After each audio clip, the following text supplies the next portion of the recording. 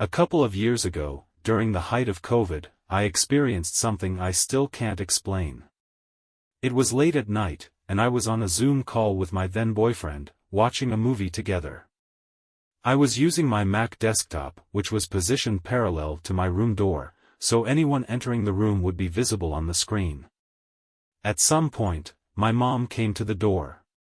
When she saw I was on a call, she stepped back out, motioning for me to mute and turn off my camera. I told my boyfriend to give me a moment, then muted and turned off my camera as she asked. She came into my room and walked over to me. We talked for a bit. She shared her plans for the next day, told me about a dream she had, and wished me good night. The whole conversation lasted about 20 minutes. After she left, I noticed something odd. I didn't hear the sound of the downstairs door closing, which was strange because she always headed to the den after saying good night. That's where she would watch TV until she fell asleep. I brushed it off and continued watching the movie. About 10 minutes later, she came back into my room. This time, she motioned again for me to mute and turn off my camera. I was a little annoyed but complied. She then started telling me everything she had just told me, the plans, the dream, the good night, all of it, word for word. Confused, I interrupted her and said, "You already told me all of this earlier." She stopped and stared at me, equally confused, and insisted she hadn't. She explained that she had just woken up from a nap and came to talk to me. At this point, I was spooked. I unmuted my mic and turned my camera back on, asking my boyfriend if he had noticed anything unusual during the first interaction. He said no, he only saw me mute and turn off my camera, but he hadn't seen or heard anything out of the ordinary. When I explained what had happened to my mom, she was terrified. She couldn't understand how I knew every detail of what she was about to tell me, down to the dream she had.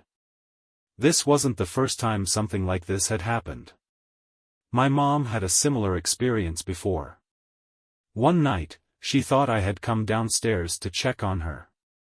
She said she heard my footsteps and even heard me talking, but I never appeared around the corner, which was strange because I'd never stopped short of greeting her. After a brief conversation with what she assumed was me, she heard the footsteps retreat but never go back upstairs. Confused but too tired to question it further, she went to bed. The next morning, she asked me what I wanted when I came downstairs. I had no idea what she was talking about. I told her I had gone to bed long before that happened. She didn't believe me at first until I showed her the goodnight text I had sent her earlier in the evening, a message she had somehow missed. Both of these events still haunt us. The unease from that night never left me, but what followed a week later turned my world upside down.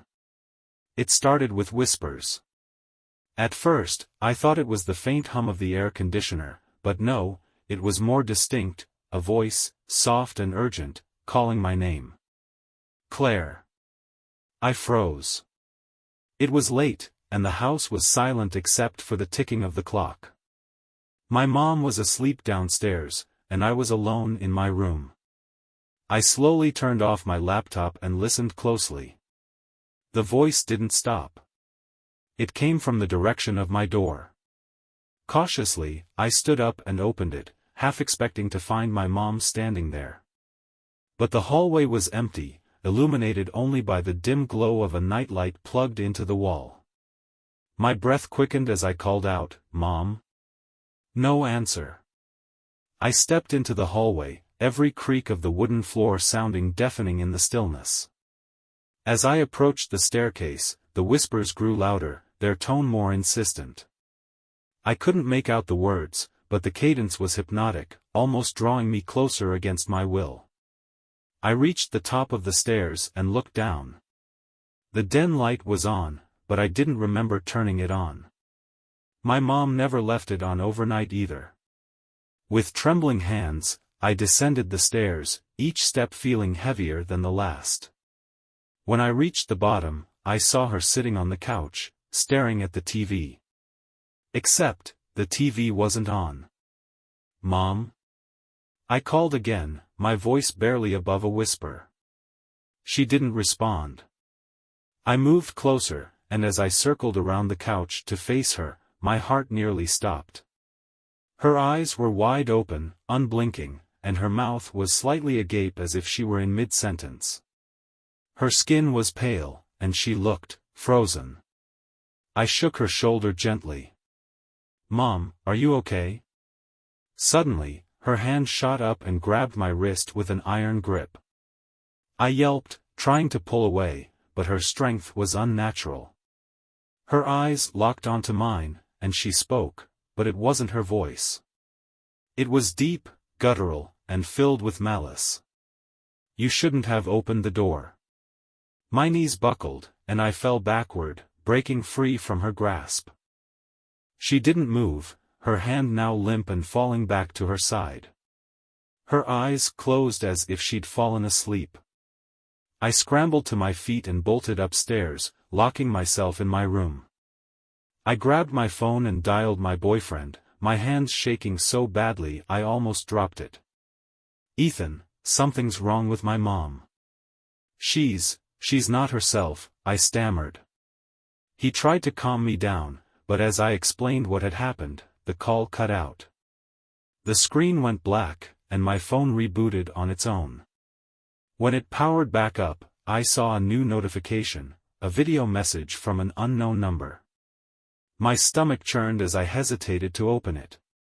When I finally tapped on it, the video was grainy and dark, but I could make out the outline of my mom's face. Her lips moved, and the same guttural voice from earlier came through the speakers, "You can't escape this, Claire. It's already begun." The screen flickered, and for a split second, my own face appeared on the screen, but it wasn't me. The eyes were wrong. They were black voids, staring back at me with a malevolence that made my blood run cold. I threw the phone onto my bed and backed away. The whispers returned, this time louder, surrounding me from all directions. My vision blurred as panic set in, and I collapsed onto the floor, clutching my head to drown out the noise. The last thing I remember before passing out was the sound of footsteps outside my door and the voice, now unmistakably my own, whispering, "Let me in." I awoke to sunlight streaming through my window, though the air felt colder than it should have. My room looked normal, but something was off. The whispers were gone, but the silence that replaced them was just as unsettling. My phone lay on the bed where I had thrown it, and I hesitantly picked it up. No new messages, no video. The call log showed no record of my conversation with Ethan. It was as though none of it had happened. I wanted to believe it was a nightmare, but the bruises on my wrist, where my mom had grabbed me, told a different story. The imprint of her fingers was vivid, a stark purple against my skin. Downstairs, the house was eerily quiet. "Mom?" I called out, my voice trembling. No response. The den was empty, the couch cushions undisturbed. The front door was locked, and her car was still in the driveway. Yet she was nowhere to be found. As I stood there, my phone buzzed in my hand. A text from Ethan, "Hey, you okay? You hung up so suddenly last night." I stared at the message, my heart pounding. I hadn't hung up, the call had cut off. My fingers hovered over the screen, unsure of how to reply. Before I could type anything, another message came through, but this one wasn't from Ethan. "Unknown number, don't look for her. You'll only make it worse." My blood ran cold. I immediately tried calling Ethan, but the line was busy. I texted him instead, "We need to talk. Something's wrong." As I sent the message, a loud crash came from the kitchen. I dropped the phone and ran toward the sound. The glass of the back door was shattered, shards glinting in the sunlight.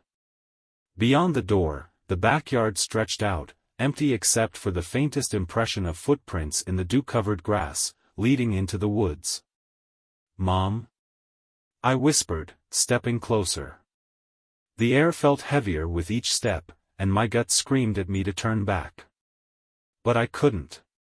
I had to know. The footprints were strange, too large to be hers, yet too small for a man's. They led deep into the woods, where the trees grew denser and the light struggled to break through.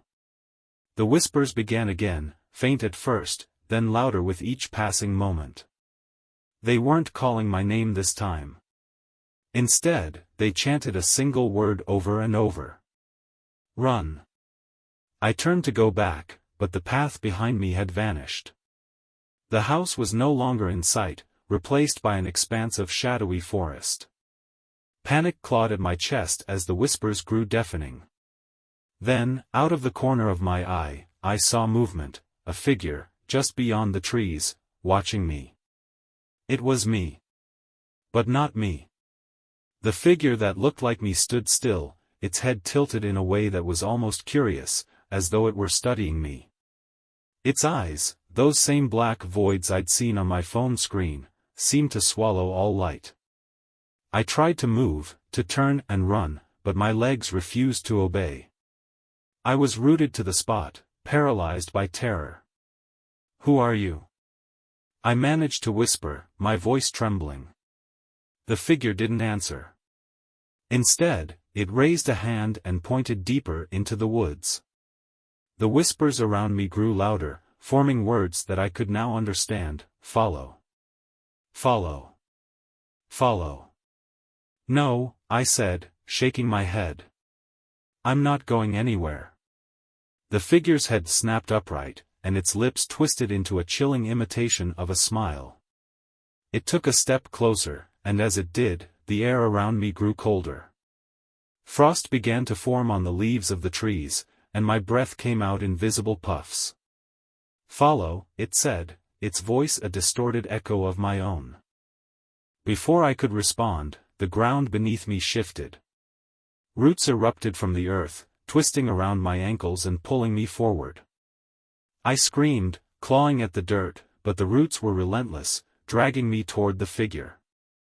As I was pulled closer, I could see it more clearly.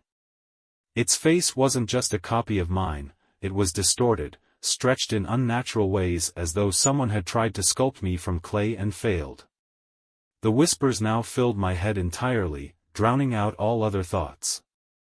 Follow, they chanted, relentless and overpowering. Just as I reached the figure, it crouched down, bringing its face level with mine. You opened the door, it hissed, its voice reverberating through my skull. You let us in. Let you in? I gasped, struggling against the roots. What are you? It smiled again, wider this time, until its mouth stretched impossibly far, revealing rows of jagged teeth. We are everything you fear. Everything you hide. And now, we are you. The world around me darkened, the forest dissolving into a void. I felt myself falling, tumbling into an abyss where the whispers turned into screams. My own screams. Faces flashed before me in the darkness, my mom, Ethan, even strangers I didn't recognize, all wearing that same twisted smile. When I finally hit the ground, I was back in my room. The sunlight streamed through the window, warm and inviting, but something was wrong. My reflection in the mirror caught my eye, and I froze. It wasn't my reflection at all.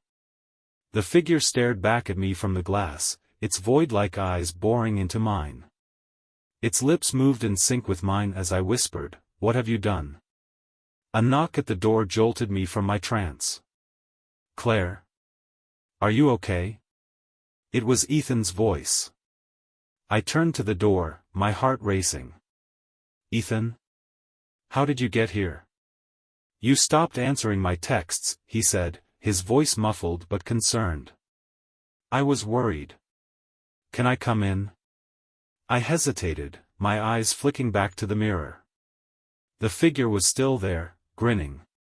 It pressed a finger to its lips, as if to shush me. "Claire?" Ethan called again, knocking louder this time. I took a deep breath, trying to steady myself.